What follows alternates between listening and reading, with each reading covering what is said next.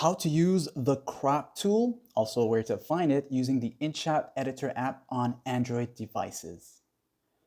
As always, be sure to have the latest update. It is now 2025, and in order to find the crop tool, you would want to navigate over here to the top section where all the tools are, and you will see crop. Okay, it's an individual tool on its own right here.